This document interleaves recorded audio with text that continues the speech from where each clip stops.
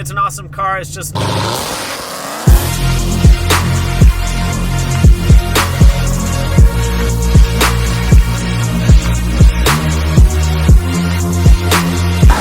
tell you, sneaky cat, smash, sneaky cat,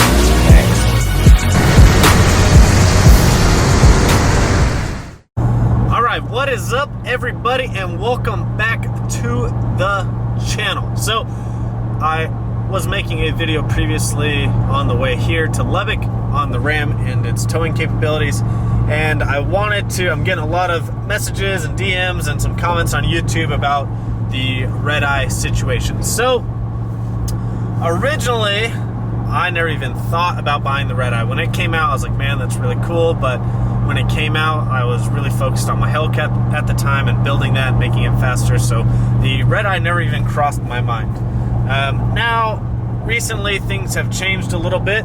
I turned my Hellcat back to stock. I'm in the middle of selling it, and, you know, the REDEYE got delivered, and Kevin was having, you know, second thoughts about buying it because he wants a Viper, and he's got a Demon and a Charger already, so why even have a REDEYE? It's kind of pointless. Now, from you guys, if you don't own a Hellcat already, or a Demon, or anything like that, you probably are like, dude, the REDEYE is worth it. It's so worth it. And that is partially true, and I'm going to tell you why.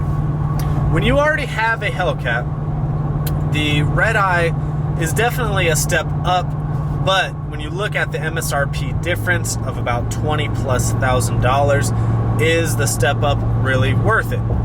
So this takes me to this morning when we went, and I don't know when you guys will see this, but this is Saturday.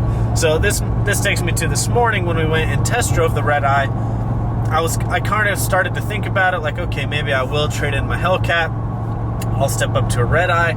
I'll do the same mods, essentially the same mods, maybe not everything, but essentially the same mods I did to my Hellcat, and I'll already be faster, plus it's got a stronger engine, and it's got a bigger supercharger, which should allow me to make more power with the same setup and be more efficient, and the engine will be able to take it. So the REDEYE that Kevin spec'd out, if you haven't been watching the videos, it's got the wide body. You don't have to get the wide body, that's an option.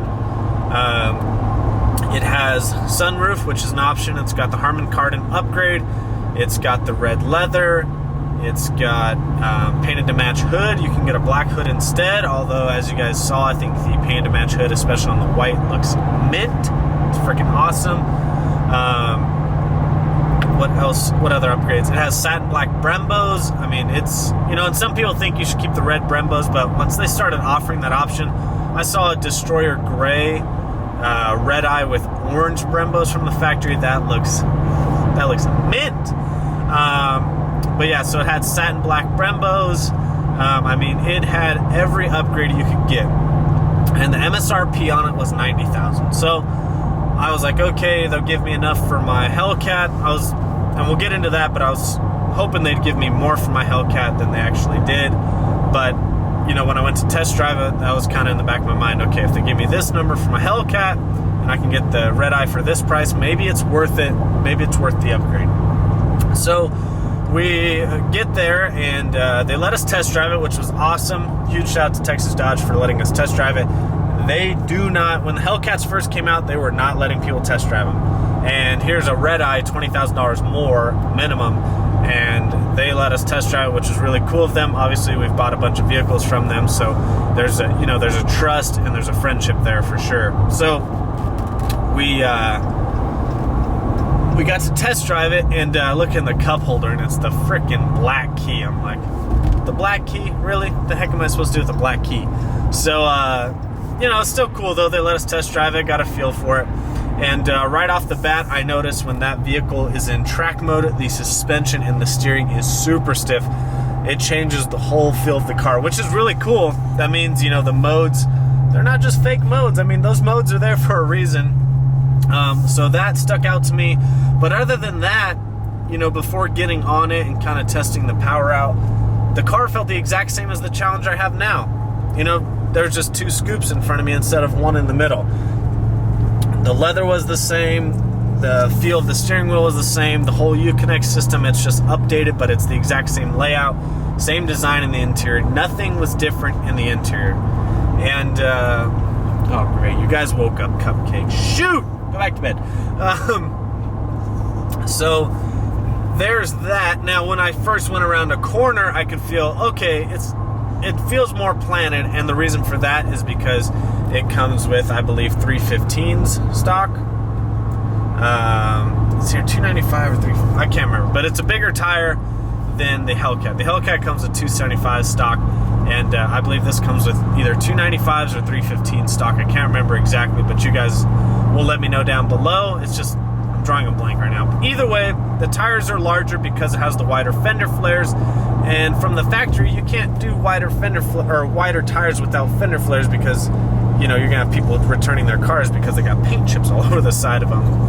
So the car definitely felt more planted, and that's due to, like I said, the fact of the wider tires, which is awesome. Feels good around corners. These cars are boats, you know, that's what they're known for. They're really known for straight line, but with the larger tire, a little bit different suspension, this thing is definitely more planted. You can feel it takes corners way differently than a stock Hellcat previously. So that's definitely one of the highlights of the cars. I'm not saying it's some track car. I'm not saying it's going to keep up with a Viper or a ZR1. Like, that's not what I'm saying. I'm just saying compared to a normal Hellcat, it is definitely more planted. You can take some corners with it. So that's my thoughts on it there. Now, we took it, we got on it. It was only in the 500 horsepower mode because we only had the black key. So we came back around, talked to them, and they actually let us have the red key, which was awesome. I was like, okay, now I'm gonna be able to feel the difference, see if it's worth it. Hey, could you pipe it down back there? I'm trying to talk to YouTube about the REDEYE. Sheesh. Must be a demon owner. Anyways, so we get the red key. I'm real excited. I'm like, okay, now we get to test out the 797 horsepower. Now, here's the thing you gotta remember. A stock Hellcat previously came with 707 horsepower to the crank. Okay, to the crank, which when we put it on a dyno here in Amarillo, it made 650 to the wheels. A lot of people forget this stuff. The REDEYE comes with 797 crank horsepower. Crank horsepower. So you figure that's probably a 740, 730, depending on the DA that day, how hot it is. It's probably like a 730, 740 to the wheel car. Maybe a little less, maybe a little more. It just depends, but you figure there's typically about 15% minimum drivetrain loss from a rear-wheel drive car.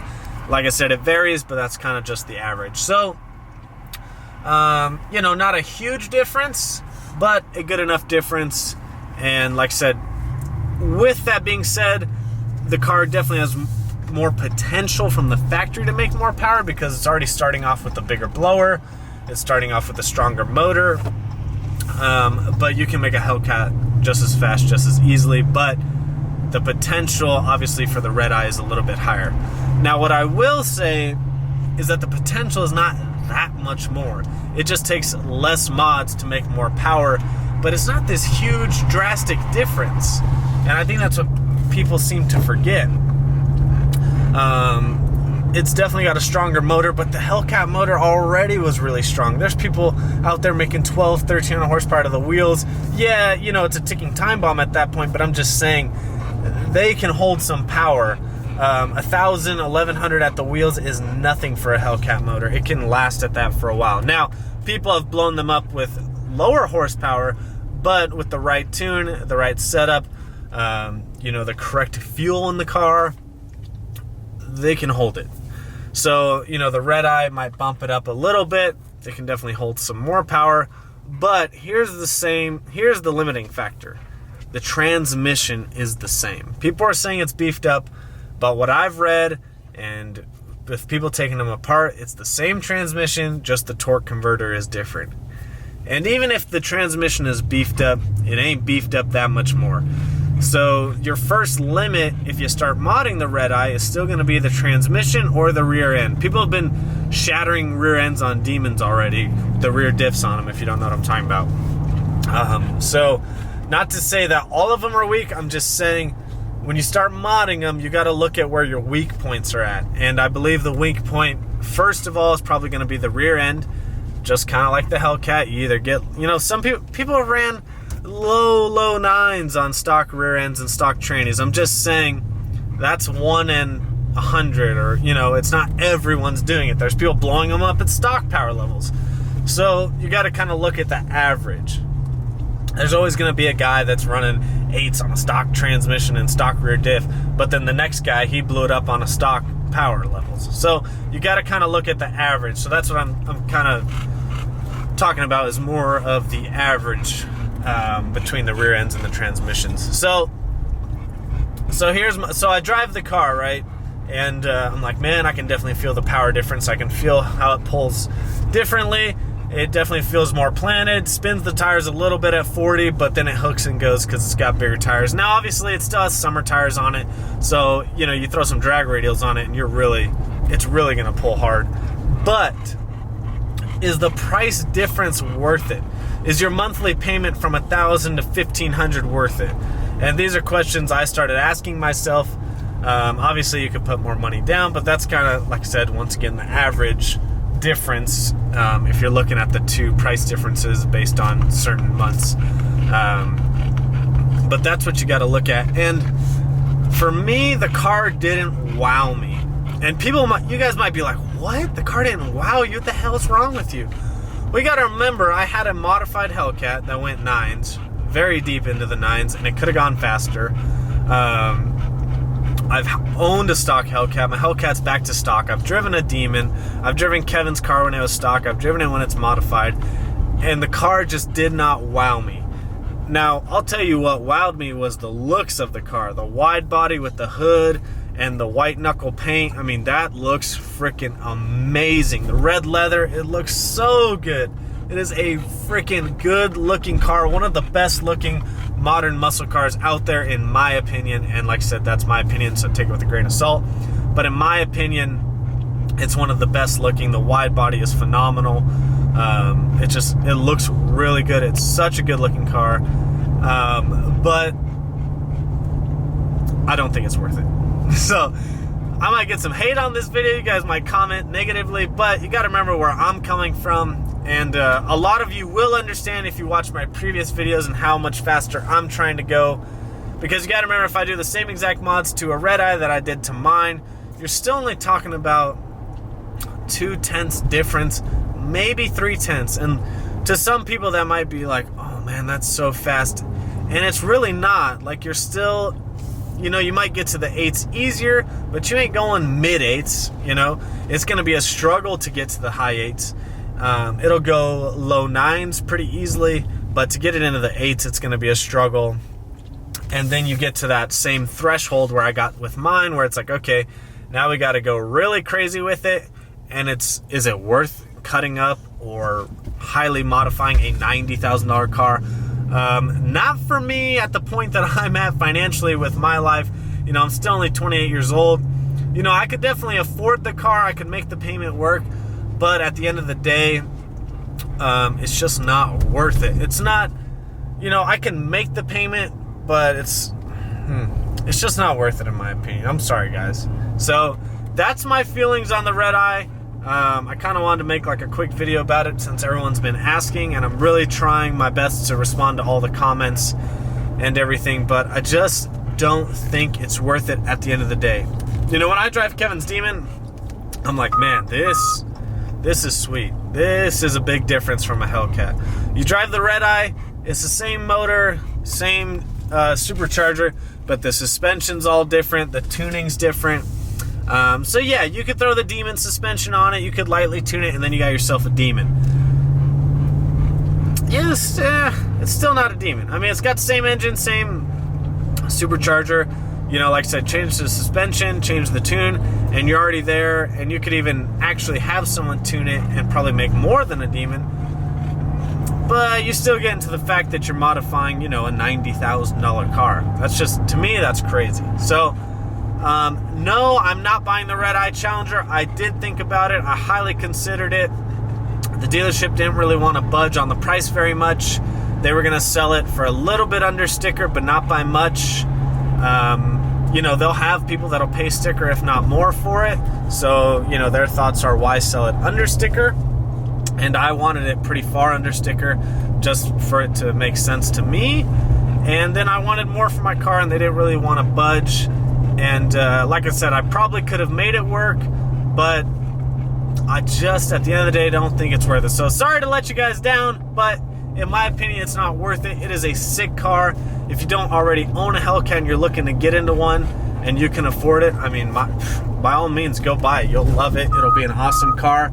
I'm sure the people that own them think they're awesome, because they are. They're badass cars. But for me, personally, I don't think it's worth the price for me, at least for me, to trade mine in and, you know, to jump back into a even higher, more expensive payment. So that's my thoughts on the Redeye, guys. I think it's an awesome car. It's just not for me.